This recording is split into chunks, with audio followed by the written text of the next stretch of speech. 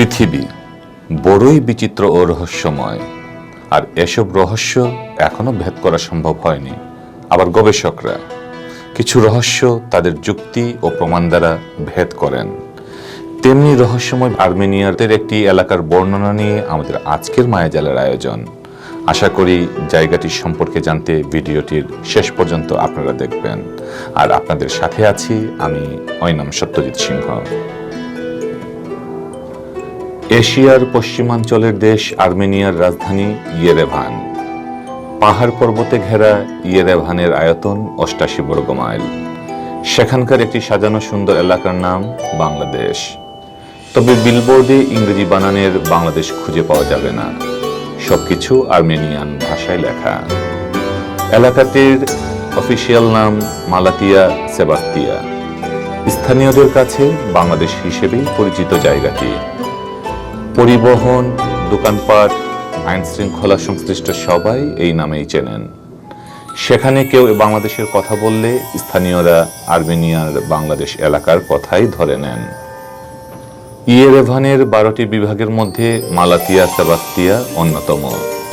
সেখানকার জনসংখ্যা ১,৪১,৯০০।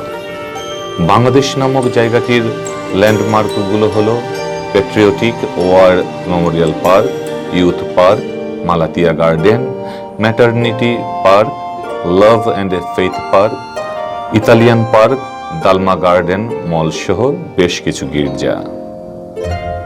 প্রশ্ন আসতেই পারে, কেন এই নামকরণ? এর সঙ্গে জড়িয়ে আছে ঐতিহাসিক প্রেক্ষাপট। ধারণা করা হয় বাংলাদেশের রাজধানী ঢাকার আরমানি টোলার ভূমিকা রয়েছে এতে। অষ্টাদশ শতকে পুরান ঢাকার ওই এলাকায় আর্মেনিয়ার অধিবাসীরা থাকতেন। ভাগ্য বদলের লক্ষ্যে ঢাকায় আসা আর্মেনিয়ানরা অল্প সময়ে প্রভাবশালী হয়ে ওঠে।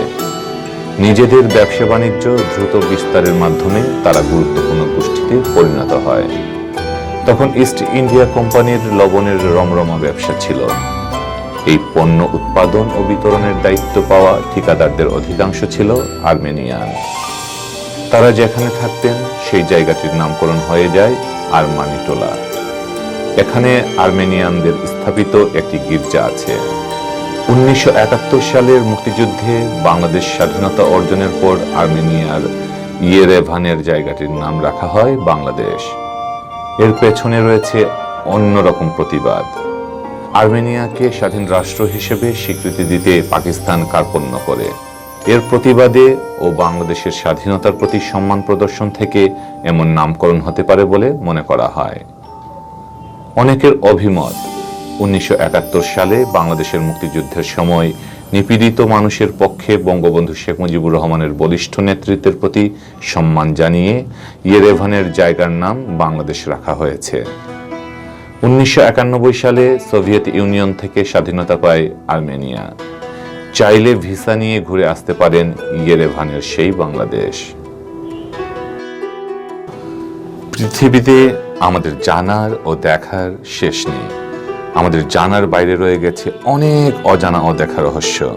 এসব রহস্যময় প্রাণ প্রকৃতি আর স্থাপত্য নিয়ে আমরা প্রতি সোমবার রাতে মায়াজালের নতুন পর্ব নিয়ে হাজির হব আপনাদেরই সামনে।